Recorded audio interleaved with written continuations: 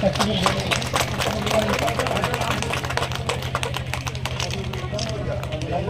আমাৰ কাৰ্তিক ৰায় ডাঙৰিয়াৰ তাৰ ভৈনীক স্বৰ্ণলতা ৰায় ডাঙৰিয়া নিয়ে ইয়াত উপস্থিত আছে, তাকেও ফুৰম গামোচাৰে মই আৰু জাতিৰে মানে কংগ্ৰেছ দলত যোগদান কৰি লোৱাৰ কাৰণে আহ্বান জনাইছোঁ। দুলাল রায়, রত্না রায়, জানকীবালা রায়, দীপ রায়, শুভবালা রায়, ভারতীবালা রায়, ফুলবালা রায়, শান্তিবালা রায়, উপেন্দ্র চন্দ্র রায়, ছবি মালাকা।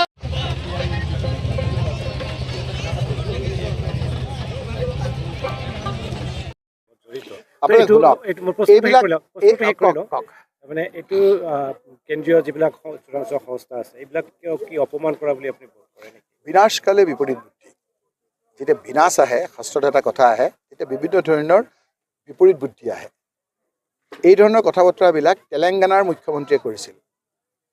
আমাৰ যিজন আমাৰ এতিয়া মুখ্যমন্ত্ৰী ৰেমন ৰেড্ডি, তেওঁক জেললৈ লৈ গৈছিল, নিজৰ ছোৱালীৰ বিয়াত আহিব নিদিছিল।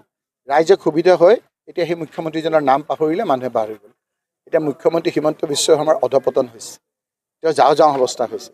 সেইকাৰণে তেওঁক ক'ত ধৰিলে, মিয়াকে ধৰিলে লাভ হ'ব নে ইফালে ধৰিলে লাভ হ'ব, তেওঁ ধৰিবই পৰা নাই। গতিকে কেইটামান দিন 6-7টা মাহ আৰু আছে, অকণমান অপেক্ষা কৰক। এই কথাবিলাক ৰাইজে চাই আছে। আপুনি ট্ৰলবিলাক চাওক না, আপোনালোকে মানুহৰ কমেণ্টবিলাক চাওক না, কেইদিনমানৰ আগৰ কমেণ্ট আৰু এতিয়াৰ কমেণ্টবিলাক চাওক না। মুখ্যমন্ত্ৰীয়ে টুইট কৰা কিয় বাদ দিলে? জনপ্ৰিয়তাটো কমিছে মানে 99% লোকে তেওঁৰ বিপৰীতে মন্তব্য দিছে ছ'চিয়েল মিডিয়াত, তেওঁলোকৰ নিজৰ মিডিয়া থকাৰ পিছতো।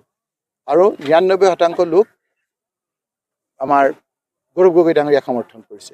এই কথাবিলাকতে তেওঁ ইণ্টেলিজেন্সৰ যোগেদি গম পাইছে, সুবিধা হৈছে, আৰু সেইটো শেষ অস্ত্ৰ হিচাপে তেওঁ ব্যৱহাৰ কৰিব চেষ্টা কৰিছে। এইটো ৰাইজে বুজি পাইছে। সময়লৈ অপেক্ষা কৰক, 6 মাহৰ পিছত এইবিলাক চব তল পৰিব।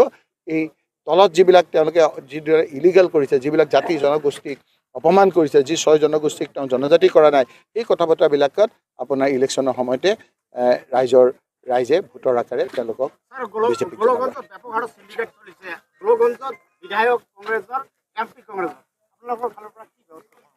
সেই কথাটোকেতো আপোনালোকক কৈ আছোঁ। আমিতো বিৰোধী পক্ষ, সাংবাদিক।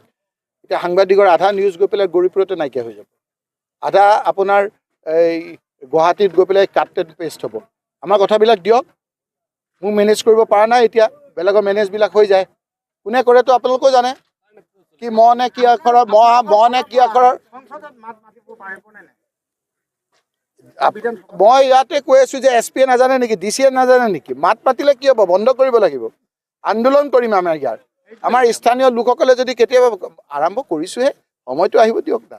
হৈছোঁহে 6 মাহ হৈছে, অকণমান গাটো লৰাবলৈ দিয়ক, অলপ গাটো লৰাবলৈ দিয়ক, তাৰপিছতে গম পাব।